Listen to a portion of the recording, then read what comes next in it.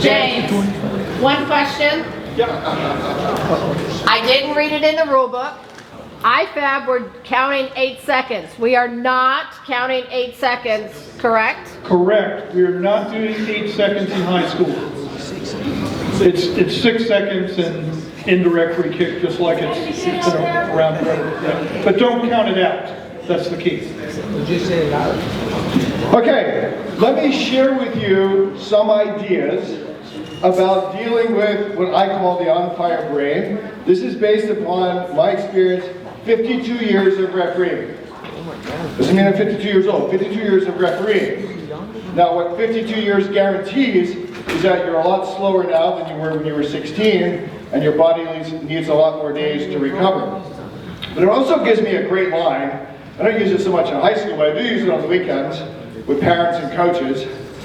I was doing like a U10 girls game, and some mom was giving me stick. Like, call it both ways. I'd blown the whistle once. And I said, look, I didn't just show up yesterday and like start refereeing. In fact, I've been refereeing longer than you've been alive. And that usually gets them quiet. Another thing that you might not know about me is that we've got, Sandy and I, my wife, we have 9 children, 5 biological, 4 adopted from China. 2 of those children had very hard early lives, rewired their brains, early childhood trauma. And one of them, and she's doing really great now, but for years we struggled with something called emotional regulatory disorder, the on-fire brain. And with this daughter, we could go from having a conversation about something and maybe having a minor disagreement to an escalation to sort of a major event sometimes. It was really, really hard. And that could happen in a heartbeat. And we didn't know anything about how to deal with that. And we would try logic and reason and say to her, she was 11 when she was adopted, she lived in an orphanage. You are safe here. We love you. You are going to be fed. You are going to be protected. But as that brain was escalating, she could not hear that. She could not process that. So then we did the thing that most parents do. We go, let's go to discipline and consequences. If you continue to act this way, there's going to be a punishment. Literally pouring gasoline on a fire. And so we thought, well, we need to know, like we need to learn so we can be better parents. We started to travel around the country and go to conferences where this subject was being taught. We talked to experts, and we learned all about brain science, and about the amygdala, and about the flight or fright response, and how we as parents, the key was we as parents had to learn how to respond to this brain that was escalating in a better way. It wasn't on the child. And as we went through all that training, and again, this child is doing really, really well now. And even she can look back and go, you know, I was a real handful. It dawned on me that it is very similar to what we deal with on a soccer field, in an emotional game, and particularly in the high school. So first let me say, you can go to the next slide, Tommy, is for those of you who are new to high school soccer, like, yes, thanks for being here. Like, my opinion now, based on many years of doing this, is a high school athlete is a superior being. The boys and girls who play are, by and large, awesome. The coaches are, by and large, awesome. The parents we don't really hear too much because they're up in the stands, but by and large, the folks that you will deal with, for all of you who are new to the game, out in these high school games, are good people. And if we go into games with that attitude, rather than, oh, this is a high school game, it's a rivalry game, it's going to be a shit show. Like, we will find a good game. If we go to the game looking for trouble, we will find trouble. So some quick stats from NFHS and Referee Magazine. In COVID, it was horrible. We lost 50,000 officials across all sports in high school during the COVID years. We have built that back. And this organization, largely due to the work of John Loney and others on the board who went out and recruited. And on weekend games, he would say, hey, you look like you're pretty good. referee. Have you ever thought about refereeing high school soccer? Let me tell you a little bit about it. Let me tell you about CSOA. So we recruited a whole bunch of referees. So that's good. Surveys, national surveys, 70% of us think that sportsmanship has gotten worse. And that means that 70% of new officials quit in 3 years. And that's not good. It's not good for the game, whether it's high school or youth game. You go to the next slide, Tommy. But it's not good, because we want this to be fun for you. Because if it is not fun for you, you're not going to stay in it. It gets to be too hard to do these games if we're not having a fun experience, a reasonably good experience, a great experience out there on the field. And we've heard this over and over again this morning. This is the sportsmanship part is so important.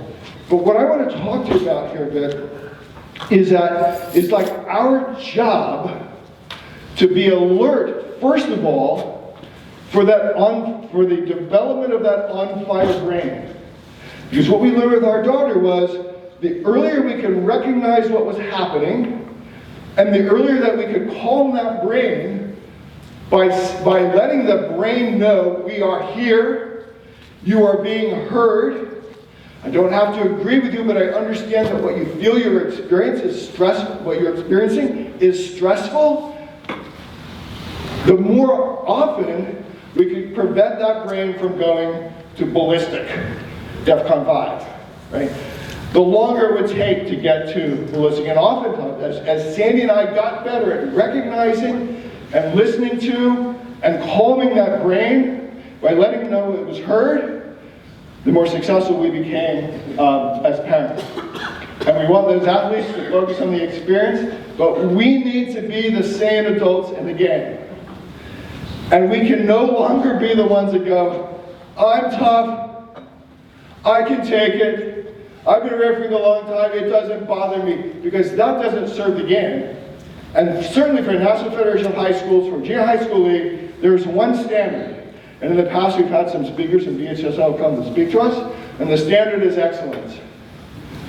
And so, for you, for the referees that come next week, for the players, and the coaches and the spectators who are there, there's an expectation of excellence in terms of sportsmanship. Tommy, you can go to the next slide. This was interesting. It is a really good thing to take that rule book that we sent you and actually read it, not just when you're taking the test. So start at page 1 when it talks about the National Federation points of emphasis, because there's, as Kevin pointed out earlier, there's a section for referees. And we're expected to be courageous, to have character, be consistent, right? That is like, we are not just there officiating a game. We are protecting the game. And by the way, as I said to Tommy, we were talking about that goal kick run. Tommy, I've been refereeing a long time. In high school, I'd never heard of that rule before. I had no freaking idea that was a rule.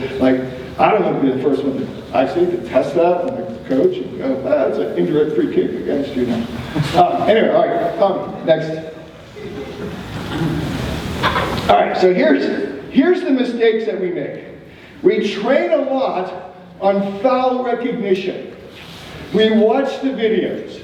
We train a lot on, is it offside or not? Is it a deliberate play by the defender or not? And we get good as we go through the referee experience in our careers. We get better and better at recognizing fouls. But we don't train on this. Recognizing dissent when it happens. And then dealing with it, right? And I think that's because that's the hard part. It's one thing to go, blue ball, free kick.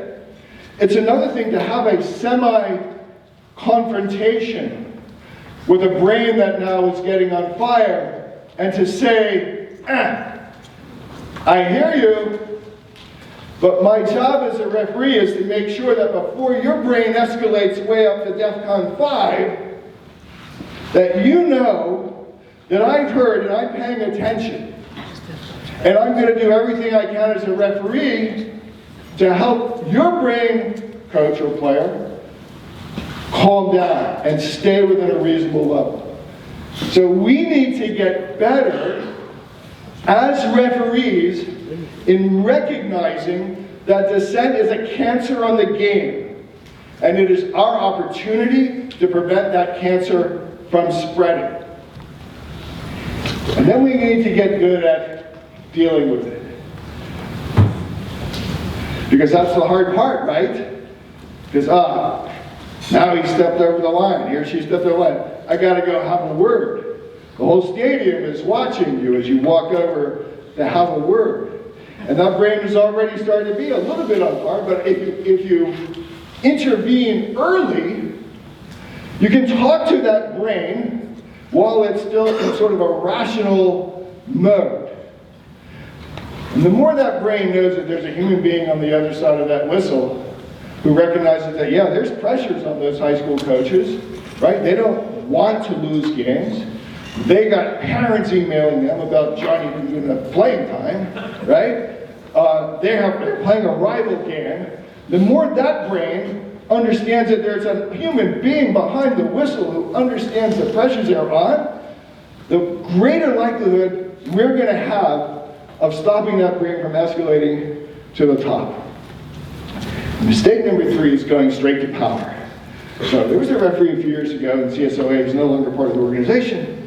But if you refereed with this referee, any time that there was a coach alert going on the sideline, this referee had one technique. You shut up, that was a handball, and if I hear your mouth again, I got a yellow card in my pocket. Think about now that escalating on-fire brain who's looking to be heard and understood at least, now being told to shut up. It's the same technique that we used with our daughter when we didn't know how to handle this. The on-fire brain never, I would say never, responds well to power and authority. And we have other tools in our toolbox. Thanks, not even talking, it's James. All right, so little slide of things that Sandy and I learned about the anger cascade. We can have a rational discussion. You and I can go up. We've had some debates here about rules and interpretation and what should we do in this situation and that situation, and nobody's pissed off at each other, right? You may feel, if you're not getting an answer that you want, or if it's confusing, you may start to feel your heart rate elevating. You may, if I watch you closely, your eyes might start to dilate. You might even get pissed off, right? That's early stage. And what happens is, and this is, to make a long story about the science, this is what protected our ancestors from being eaten by saber-toothed tigers, is that their brain eventually got to danger, danger, danger, escape mode, nothing else matters but getting out of the way of the tiger, right? And that human brain has not changed through millions and millions of years of elevation. And so our job, in my opinion, is to get to that brain, coach or player, in that stage 1, stage 2 place, because once they get to stage 3 or stage 4, the logic and reason of, if you do this again now, I'm going to give you a yellow card, or come on Johnny, I need you to get control of your team, right? That brain, just understand this, cannot even process what you are saying to it. And that's when you feel like, man, I've done everything I can, and this kid is crazy. Well, it's not that the kid is crazy, and particularly when they're under 25. I mean, their brains aren't fully developed. So for that kiddo, like, he or she can get there faster, right, than most adults. But if we let it get to stage 3 and stage 4, it almost doesn't matter what we do in terms of trying to de-escalate it, because it's not that they're a bad person. It's that the human brain starts to go into this survival mode. Go on to the next one. And there you go. And so this is what we learned. First of all, that potentially on fire brain wants to know that it is heard. How many times have you maybe tried to have a discussion with a coach and he goes like this? Well, how does that make you feel? Well, how many times have we, in response to a coach who's got something to say, I'm not even listening to you. That's escalation. I guarantee you. Like, that's not going to be coach. Oh, okay, we're good. We're good. You're not listening to me at all. Now, we don't have to agree. Many times with our daughter, the language that we learned to use was, it can be really hard to feel this way, or to feel like we're against you, or you're not loved, or whatever it was. Whatever her oftentimes irrational feeling was, we at least recognized or learned to recognize, these are strategies and techniques, we learned to recognize, to acknowledge. It can feel really hard to believe that something is X, right? And so, you don't have to say it in that way to a coach, but as I think Kevin said earlier, it goes a long way to say, I hear you. One of my lines is, I heard you the first 3 times. You told me that was offside. And I didn't blow the whistle, my assistant referee didn't raise her flag. And then I actually had a conversation with a coach in the fall in a youth game. I said, because I went straight to yellow card when 5 times in one move down the field, 5 times he yelled so that the people on the other side of the stadium, in a high school stadium, in the upper deck could hear that he didn't agree with me.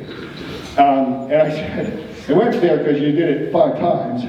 I said, why did you do that? He said, well, I wanted you to change your call. And as soon as the words came out of his mouth, he knew that wasn't. So now we're sitting there looking at each other going, like, really? And I almost went to, I'm not perfect, but I've been refereeing longer than you've been alive, right? And the human brain does not like to be told simply that it's wrong. The on-fire brain. No, you're wrong. That was a handball. You're wrong. And so the thing that has worked well for me is, and I say this to players in my pregame and coaches, I'll always tell you what I think I saw.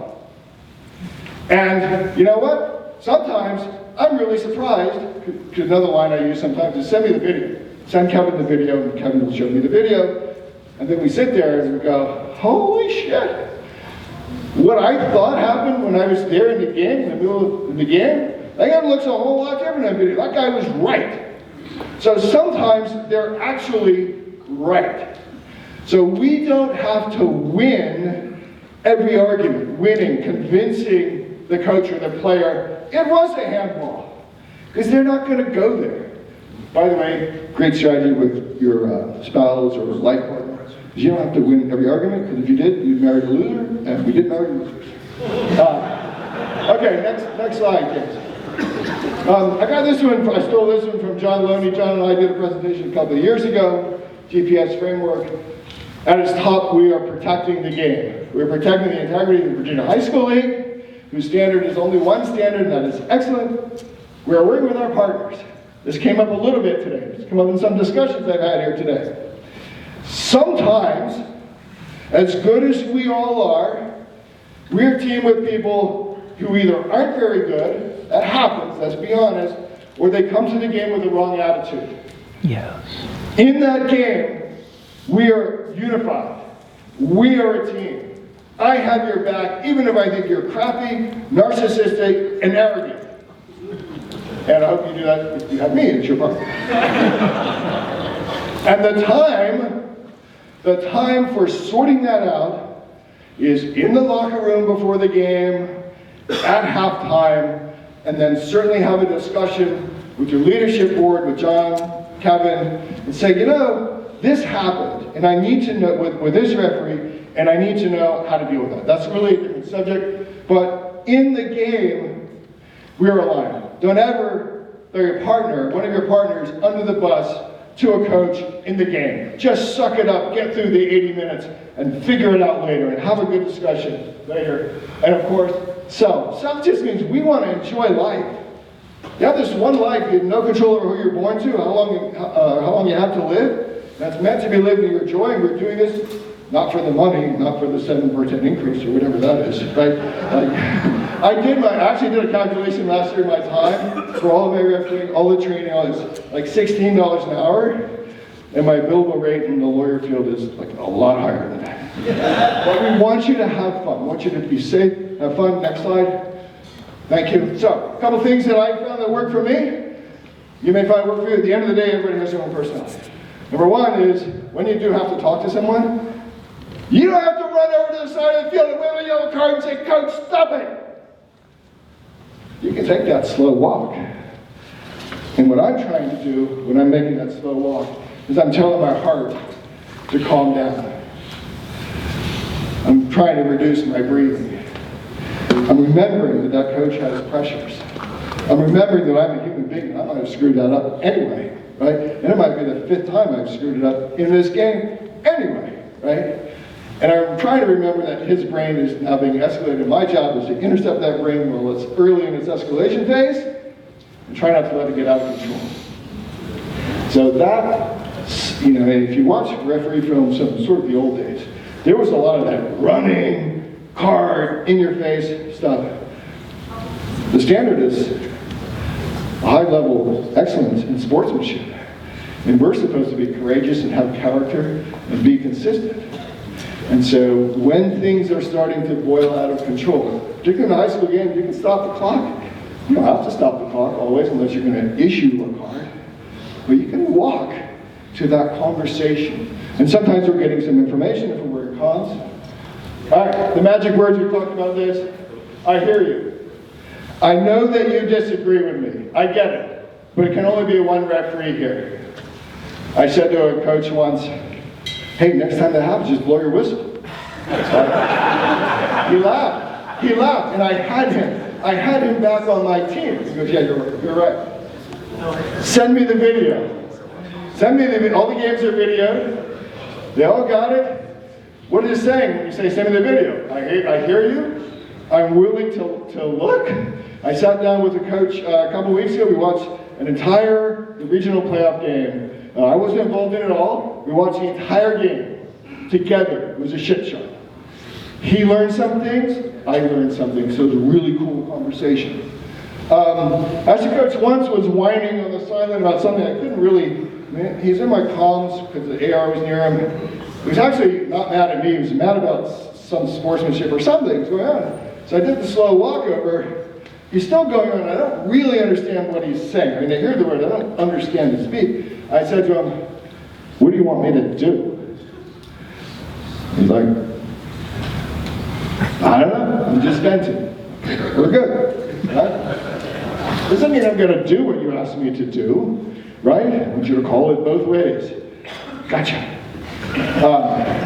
So, you know, this, again, the thing that we aren't as good at, in my opinion, as we could be, is just recognizing this early and recognize that your opportunity to intervene is early.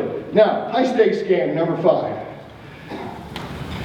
And for those of you who are new to CSOA, there are coaches out here who have reputations, well-earned reputations, right? Now, John's usually working really hard to put the appropriate teams on, referee teams, for the games.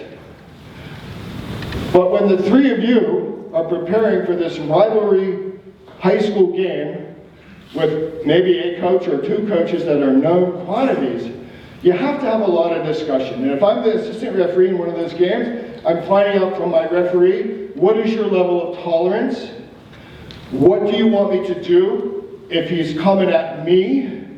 How much power do you want to give to me of influence to talk to the coach before things boil over?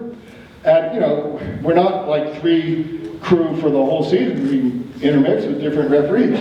But it's really important to have that conversation and for the center referee to take control of that discussion and lay it out. But by God, do not tell your assistant referees to just take it.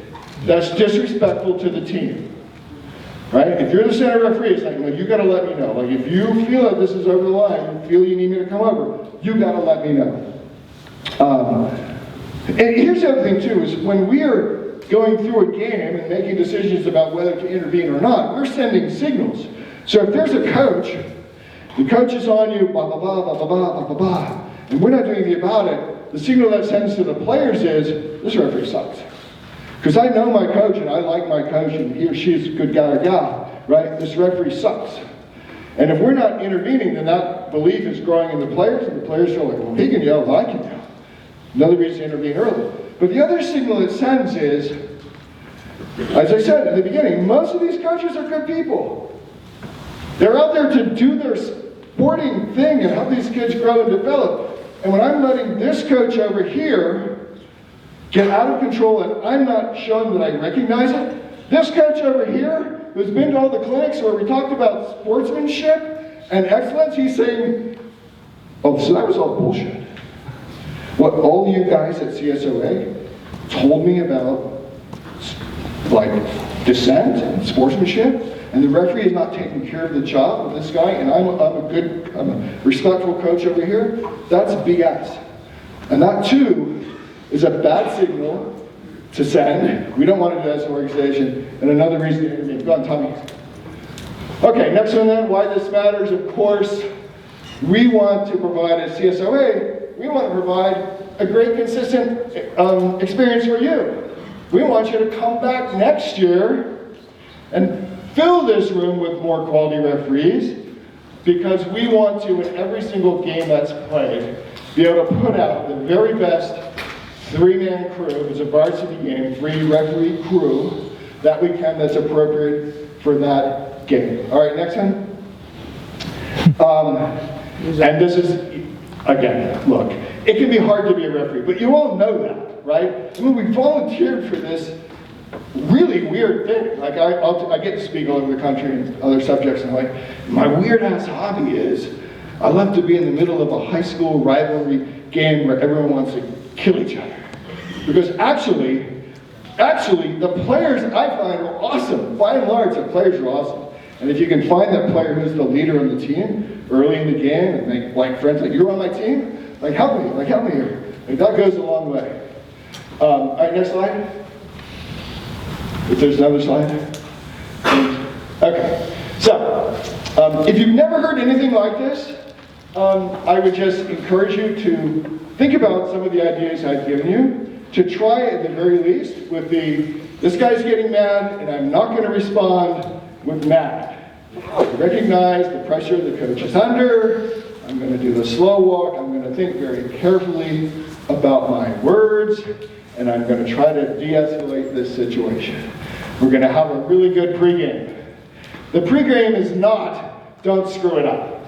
That's BS. You don't see MLS referees going, here's my pregame, rivalry game, don't screw it up. Have a good, complete pregame. Have a checklist for that, and address escalating behavior early before it fully erupts. I don't even know if there's another slide there, James. I think we're good on that. Imagine a place, imagine a time, and I do this, so I do a lot of speaking. I wrote a book for teenage referees about the mindset side of the game. I believe that we can, the sane adults in the room, can save the game, can save youth sports from some of the crap that fills at least my social media feed, which is all like badass videos of referees getting attacked and parents going crazy. But it takes all of us. It takes courage. It takes an understanding that this is part of our job. It's not just calling balls and strikes and handballs or offside and things like that, but it's going out there to really protect the game. I believe the vision is achievable, and if anybody at 8 time ever wants to have a discussion about this, or you have a bad game or challenging game, as we all do, like if you've been in this long enough and you haven't had a shit show, like you just haven't done the right level games right yet, right? But there's a number of us who, with a ton of experience, we're happy to walk you through, you even watch game tape, right? And help you so that you feel safe, you feel good about the work that you do, you enjoy it. And I tell you that you are adding a benefit to society in a kind of crazy world sometimes out there when we help these kids, these young athletes, be able to have a safe, sane environment for playing soccer. Okay? Thank you for letting me stop my video.